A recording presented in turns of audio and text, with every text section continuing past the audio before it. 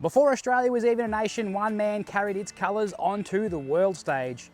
This is the story of Edwin Flack, Australia's first Olympian and our first Olympic champion. Edwin Flack was born in London on the 5th of November 1873. Less than a year later, he arrived in Melbourne with his parents Joseph Henry and Marianne Flack, and he grew up in Victoria.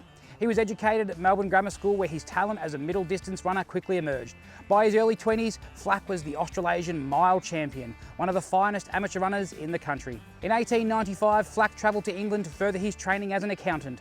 Whilst he was there, he made a bold decision to attend the first modern Olympic Games in Athens in 1896. At the time, Australia did not yet exist as a nation. Flack was the only Australian competitor at the Games. After a 6-day journey by ship and train, weakened by seasickness, he arrived in Athens just days before competition began.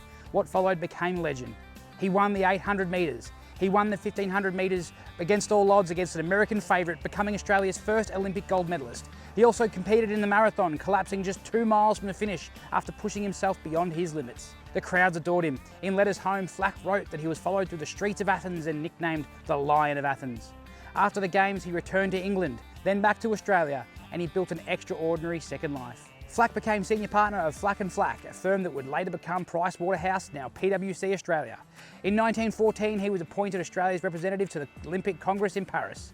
Away from sport and business, Flack purchased a property, Burbank, in Berwick, Victoria in the southeast, where he established a renowned Friesian cattle stud and became a respected figure in the local community, forever supporting the local primary school and the local footy club.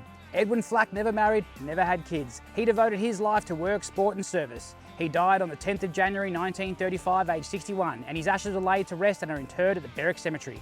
Today, his legacy lives on in statues, reserves, bridges, sporting fields, the National Sports Museum, and at the MCG, where his Olympic medals are on display. Before Australia had a flag, a team and a nation, Edwin Flack stood alone and made history. And that is a story worth remembering.